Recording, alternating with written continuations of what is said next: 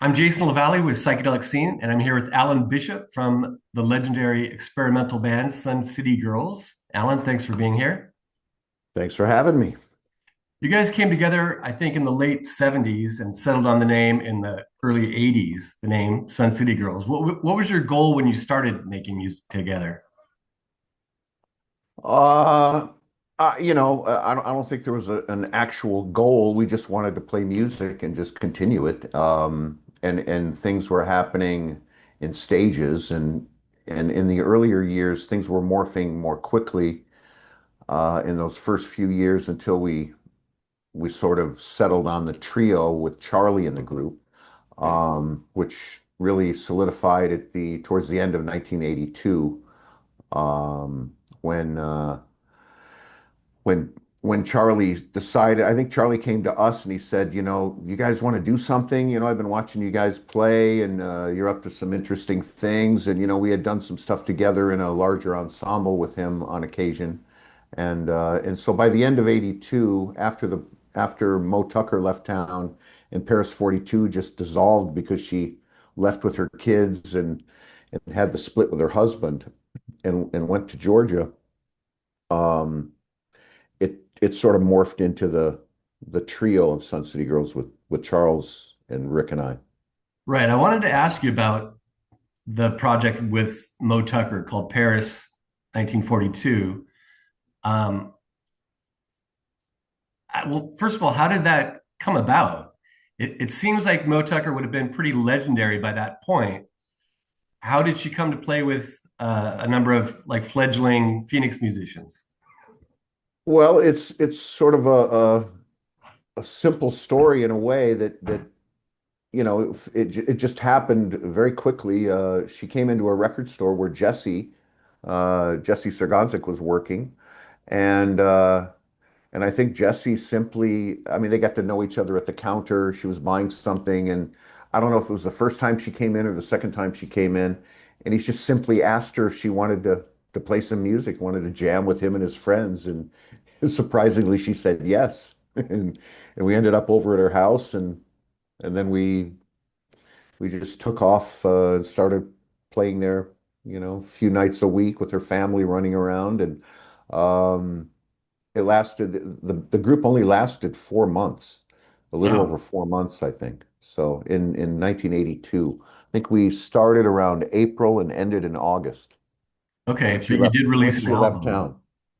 Well, that came later. All the recordings came later. The releases. I think even the compilation with She Cracked on it, which was the first thing released, was later that year after we had already split. But it was recorded for that record, but the record didn't come out until later in 1982. So everything was posthumously done. Then a single and an album came out in the '90s. And then there's been a recent reissue with extra tracks on the Superior Viaduct label that appeared last fall. So it's Okay. 3 LPs in total now. Oh, wow. What was the Phoenix music scene like back then? Um, it was for me, it was just all about moving around. I was playing in so many bands at the same time. I think all of us were playing in everybody else's bands, and it was just it was this sort of interesting kaleidoscope of confusion for me. I mean, I was embracing doing whatever I could do and trying out things and giving it a chance with different ensembles and different people. So I think all of us were in multiple bands at all times for those first few years. And maybe we had our main groups, we had the girls at that time, but Rick and I were both doing other things, uh, and sometimes other things together. Um, so all of our friends who were musicians, and there were so many of them that were sort of coming up around the same time, were doing the same thing, moving around from group to group. There'd be a band that would last a week or a month, and then Mhm. they'd break up and something else would happen. And, it was like this. But it was exciting, and it was, we were all in our early 20s. Some of us were even younger, um, and a few older. But yeah, I think it was, there's a lot of experimentation, and there's a lot of uncertainty, it shows, especially some of the larger shows where, are the police going to show up? What's going to happen? Is there going to be some sort of intra, you know, intra fighting amidst the, two different, factions of punks or whatever it might be? There were some insane moments at some of those shows and after some of those shows in the parking lot. And I remember standing out at the Salty Dog. I think it was, I want to say it was a TSOL show, but I'm not sure. And maybe it was Circle J. I think it was TSOL. And after the show, there was this huge fight in the parking lot with, I don't know, 100 kids fighting each other with bottles and, you know, chains or whatever. And then the police helicopters came above, and the squad cars, the sirens were coming. And I remember standing next to Frank Discussion and Ron Reckless, and we're looking at each other going, well, it's probably about time to get out of here because, guilt by association, and we got nothing to do with these kids, let's get out of here.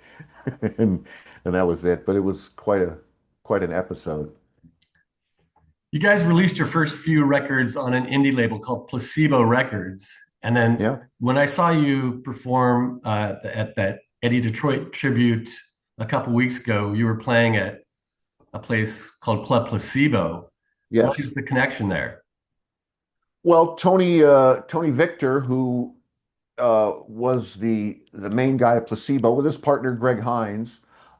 Tony has sort of resurrected the Placebo name recently, the last few years, at this place called Club Placebo, which he has events that are sort of retrospective events of artists that were on the label or affiliated with the label at the time. And his main focus, I think, is to try to do a lot of interviews and do panel discussions with a live performance attached to it. And he calls it the oral tradition, to try to get, people's stories and get documentation for those who are still alive that remember it. And there are many who are not alive, unfortunately. But he's had several of these events. There was a Sun City Girl event. There was JFA. I think there was a Meat Puppet event. Um, Trying to remember who else. Well, there's this Eddie Detroit tribute show. Um, there's been others.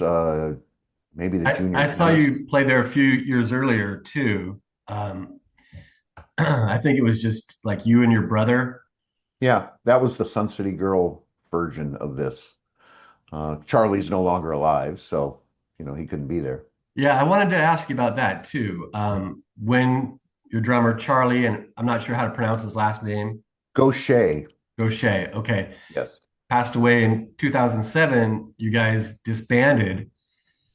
And I was wondering if that was because you felt that Charlie was irreplaceable, or if it was because you felt like the band had just run its course. No, it was because I think any of the three of us would have left the group. It wouldn't have worked because it was a triangular musical entity, So you can't just plug someone into something where you have a lot of sort of communication and musical vocabulary built up and sort of this inner telepathy. You could get a great drummer, and we played with other great drummers, but it would take time to work up that same kind of chemistry. And I think we were both committed to just ending it. And, if Rick would have died or moved on to something else, or if I would have done it, it probably would have been the same. So it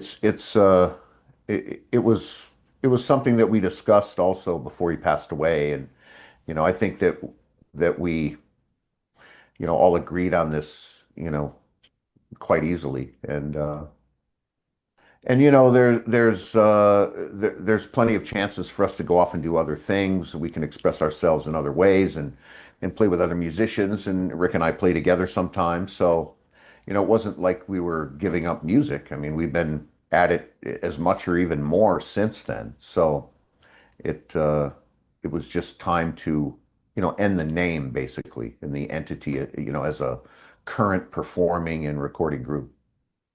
Gotcha. You guys incorporated a lot of jazzy and world music influences into your sound, and that often came across as psychedelic. Did you ever did psychedelic substances play a part in your sound? On occasion, I mean, it wasn't really a thing that, we weren't, tripping on acid and mescaline and, in psychedelics a lot. We had all done psychedelic drugs through our early years. Um, but as we performed or recorded, it wasn't a thing that we embraced. I mean, we probably did a couple of shows where we were all tripping on something. Um, but I'd say 99% of everything we did was, maybe there was some alcohol and some marijuana involved on occasion, but we weren't really, you know, making a habit of utilizing psychedelic drugs with the music. And I think, psychedelic and mind expanding or whatever it may be, it has many meanings, has too many meanings, but yeah, I mean, it wasn't, that this was not the case with us. Okay.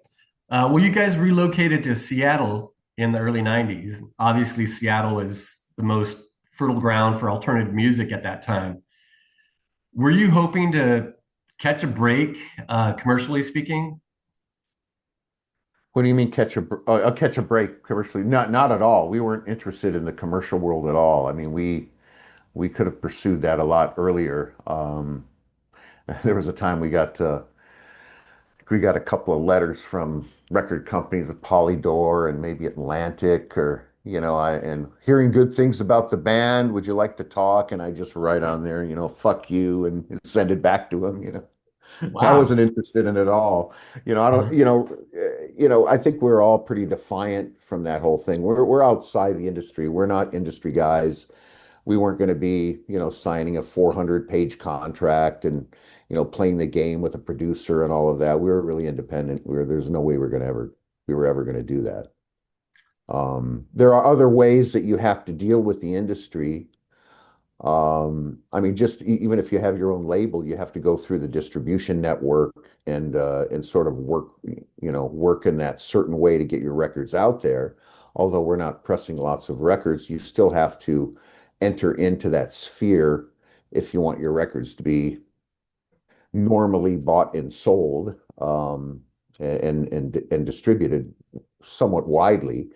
And there are other, with promotion and getting shows and promoting your tour and these kinds of things, venture into that world, and we have to deflect people that come to the shows that are perhaps wanting us to be interested in them. I think one of our friends brought a guy from Warner Brothers in the 90s in Seattle to a show we did, and after the show, he introduced him to us in the back room, and this kid was like 18, and he's like, like this some, agent for Warner Brothers. And I'm like, you're not even qualified to sharpen my pencils. I was insulting him.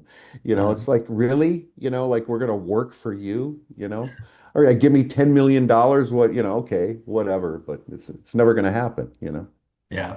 Not about the money, it's not about the game. It's a game, it's a game that all these, great artists in the past have played, and you can see how it's affected their opinion of it. Some of them are still, believe in it and perhaps think it was the right thing to do because it became, very popular and they sold a lot of records. They got to tour the world, do what they wanted to do. But you can do all that without, you know, having to work for these cartels, which is what they are.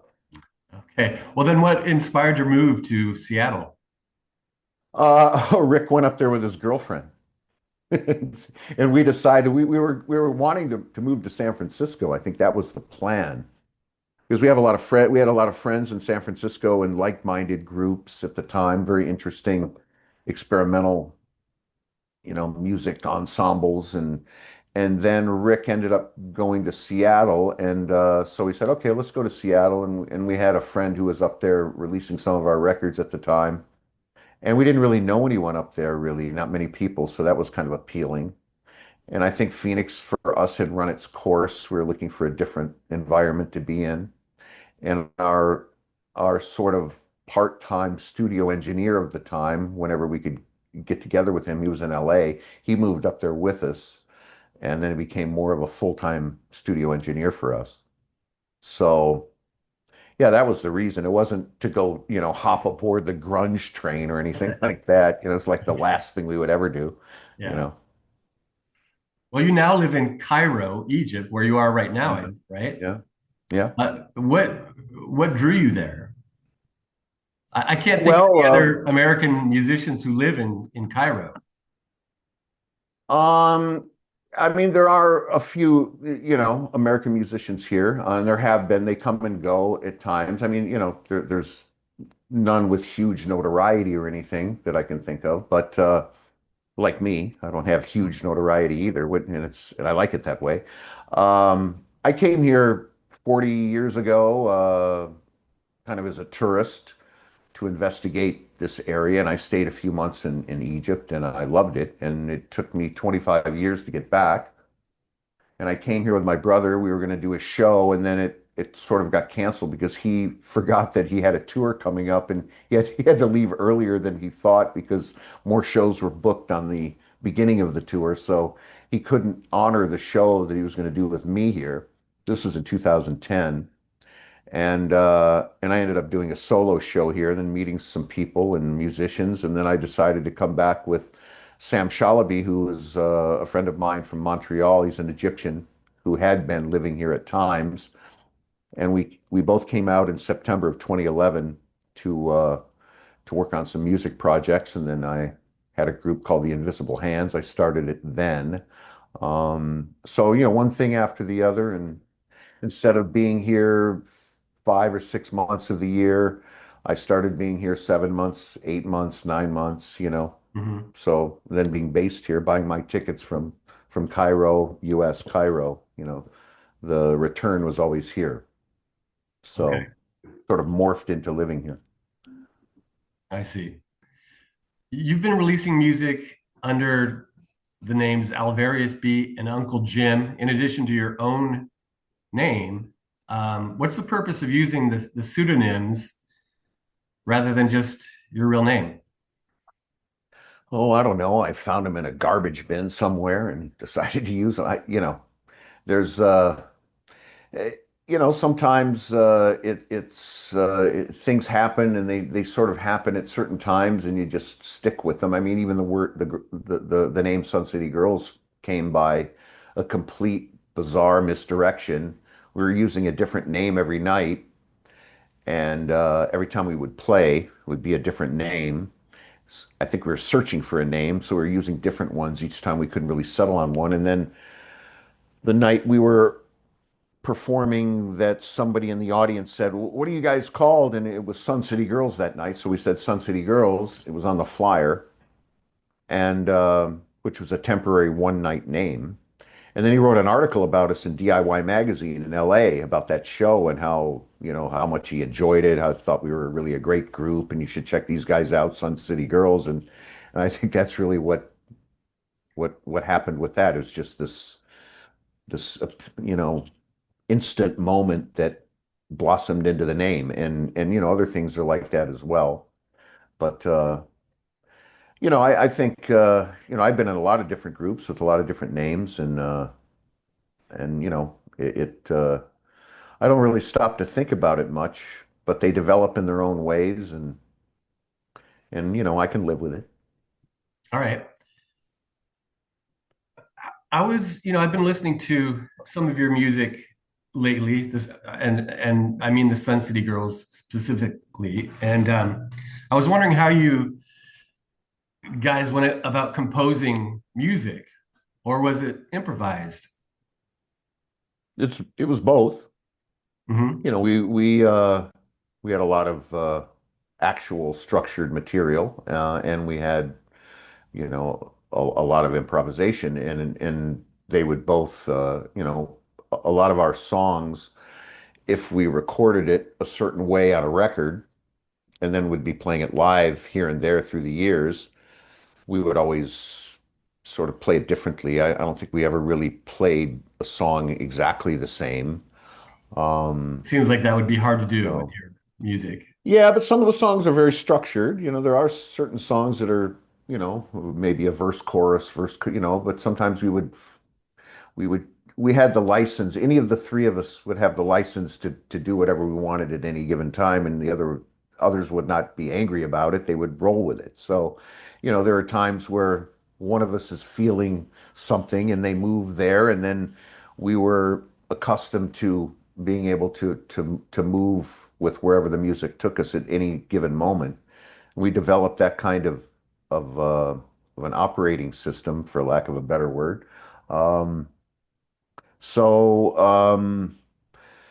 I think once we became fairly adept at doing these things, it just continued, and I think I don't know that we refined our sound, but we just became less and less uh, or less and less feeling that we were taking risks, where we really weren't taking risks anymore. We're just sort of, there are no accidents, there are no mistakes. It is what it is, and I think you get better at reading what everyone else is doing when you're listening to them for many, many years. And a trio is a good thing to play in because it's enough to keep it very, very interesting and contained well without getting too busy with too many other musicians to where you need that extra communication level to be on it with four, five, six, seven members. It's hard to get, that more people to be completely focused in the moment. With three, it's a really good number and it works quite well. All right. You and your brother and another guy whose name I don't recall founded a Seattle label called Sublime Frequencies. Yeah, that's Hisham Mayet.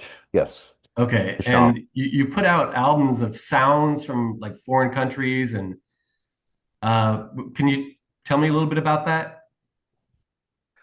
Yeah, we started in 2003 from Seattle, and we'd been accumulating a lot of recordings, whether they were our recordings, our field recordings, sometimes radio broadcasts that we would do collage uh, compilations with those. Um, Old cassette tapes, a lot of retro stuff from the 60s and 70s in various countries of Southeast Asia, North Africa, the Middle East, other areas. And then we were doing field recordings of more distant cultural, indigenous music. We're combining all these things together. We're doing some films, sort of cinema verite type travel log films of certain locales in these same locations, and decided to start the label. And and here we are. We have 132 releases. Well, 132 isn't announced yet, but 131 that have been released, after these years. And yeah, it's been great. Um, from all over the place. You Uh-huh. can go see what we've done, go to the web page and see, what we've got out there. Okay, I'll put a link to that in the text. Great. Do you have any questions for me? Just Uh, kidding. have you gone through your whole list? I should have gone on longer maybe on some of these points. No, Uh, no, that's but well, I mean, yeah, I was curious as to. I noticed there were some other podcasts or interviews that veered away from music, and I didn't explore them. maybe they were more into psychedelics or things like this. And is this your sort of your specialty? Is the psychedelic concept in all of its various forms that Yes. interests you in a sense, which it does interest me as well, Yeah, and many yeah. people. Starting from the time that I got to college, I became very interested in psychedelics and psychedelic music. Yeah, And just over the years, I got, you know, sort of sidetracked and focused on other things. And then during the COVID lockdown, I started reading about the psychedelic renaissance and how all this research was coming in about how psychedelics can help heal people from trauma and depression and so forth. yeah, And uh, that really interested me. And so part of the goal behind psychedelic scene is to uh, shed some light on the research and change people's perceptions of psychedelics because like you and I were brought up and told that psychedelics will make you jump off a building, right. by your Yeah, brain. And Art actually, Linkletter's daughter. Yeah, that was a big one. Yeah. yeah, and actually, what they're finding is that psychedelics are good for your brain. They connect neurons and foster neuroplasticity. Yeah, there's a lot of corporate people who are going to work microdosing every day, and all over the workplace, and people are utilizing them in so many different ways today that I think it has a new life now, and I think it does. The word isn't as scary or threatening as it used to be, and when you combine the music angle with it. I think and it's mind expansion, so I haven't looked up the definition, but I would, I would always looked at it as something that's going to further your, your evolution. You're going to take it somewhere else and get beyond sort of the box, so to speak. And Yeah, it's a general way of looking at psychedelic, which can mean so many different things. right. And you mentioned the other interviews. We have a podcast.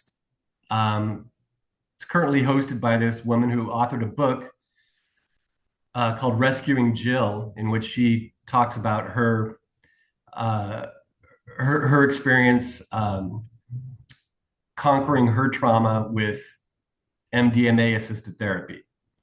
Hmm. And so now she's really into that and trying to help other people and doing a great job as our podcast host and shedding light on these miraculous maybe that's a little strong, but these um, new types of therapy that are proving to be very helpful for many people. Yeah, it all makes sense, and I think there's a lot of results that are very positive from these treatments. And um, were you born in Phoenix? Did you grow up here I grew up in in Phoenix? Phoenix. Yeah. Yeah. And what were you going to shows? Any of the shows that would have been happening in the? I don't know how old you are. I hesitate to ask, but what were your teen years or your early 20s? What period would that have been?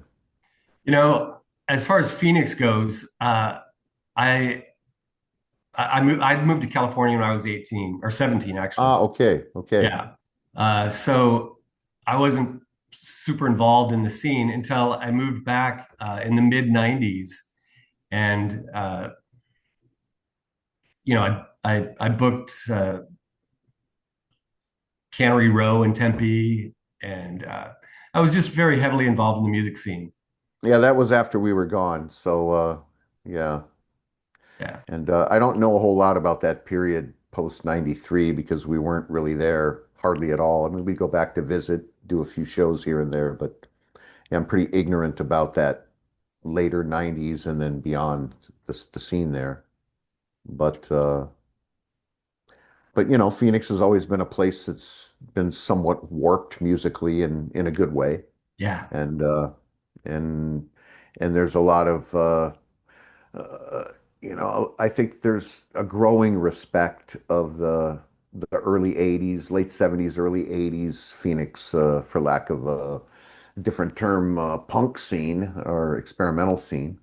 Um, and and it really was an unusual collection of artists, musicians, styles. And everyone's going to be proud of their region or their locale. At that time, it was a very regional, sort of sectarian time in music, and unless you were traveling around or you had a lot of connections, you might not even know what was going on elsewhere in the country. And but Phoenix definitely had its thing, and I think it stands up, next to anything out there, really, considering its size at the time and maybe per capita. Yeah. Um, but All very right. unique. I couldn't agree more. All right, Alan. Well, thank you. I really appreciate you taking the time. You're welcome, and good luck with everything. And maybe I'll see you around when I'm back in Arizona again. I hope so. All right. All right. Take All care. right. Thanks, Jason. All right. Bye. Bye.